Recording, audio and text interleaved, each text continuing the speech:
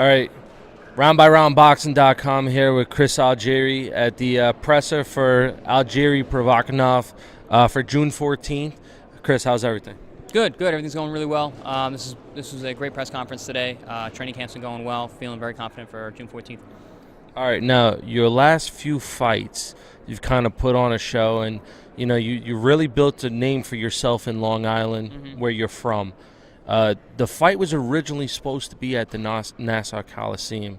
Then the owner here gave Ruslan's team a call to move it here. How'd that make you feel? I mean, at the end of the day, it doesn't really make a difference how I feel or what happened. It is what it is. It's at the Barclays Center now. It's still my backyard. This is New York. This is where I'm from. My fans will be here in mass. So it's at the end of the day, like I said, it doesn't make a difference. Now, I know you also are a world champion kickboxer, I believe, right? Yeah. What really brought you into boxing? I was a two-time undefeated world champion kickboxer in two different weight classes, and nobody knew who I was. If I was a two-division world champion boxer, I'd be all over the place. So the sport of kickboxing is not where boxing is at. There's no money in the sport, so it made no sense to me to do such a dangerous sport where injuries rack up with kicks and everything like that. So make my move into boxing, make some money, and make some some fame. Now, I also understand that you're like a nutritionist and you actually have your degree and all that. You also, I don't know if you run a company or you work with a company that helps people with their nutrition. How is that with your daily life? Because you seem to stay in shape 24/7. You seem that if you wanted to fight today, you'd be able to. Yeah. How does that feel that, to be able to do that? You basically have no off day. Yeah, it's a champion lifestyle. That's my hashtag, champion lifestyle, and that is the idea that I live and breathe this. Everything that I do, I'm focused on what I do. I don't have bad habits that keep me from getting the things done that I want to get done, and it's all time management skills, man. Being able to study and do what I got to do and be a professional athlete. I've been doing this now for fighting professionally for coming on 11 years, and throughout most of that time I was full-time student as well.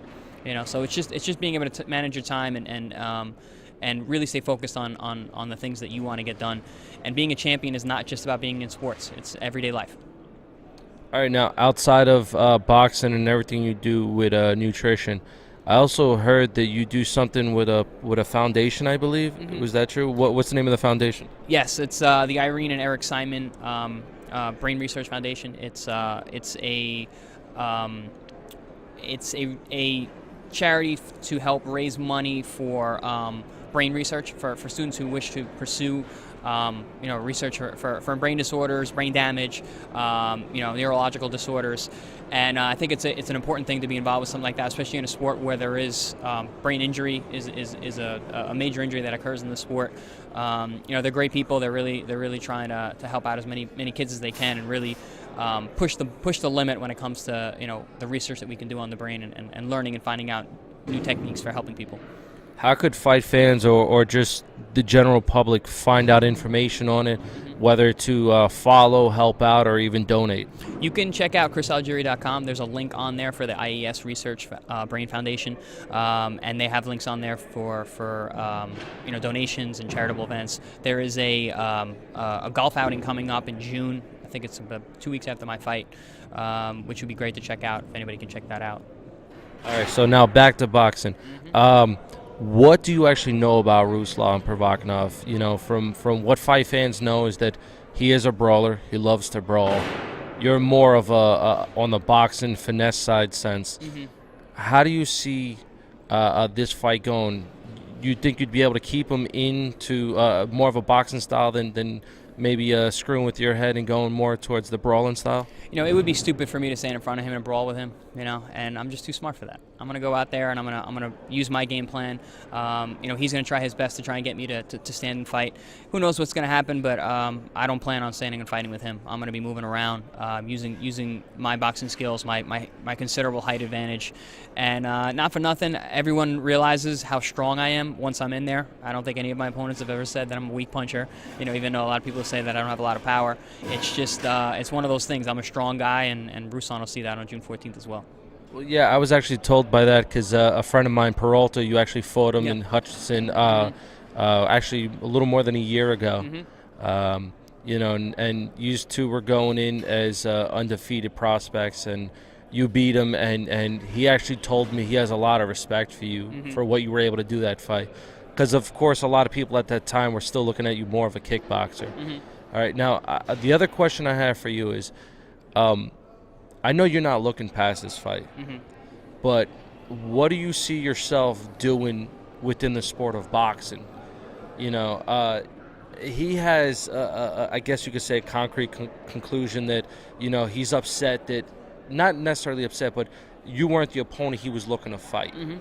So, I kind of see there may be a part of him that might be overlooking you.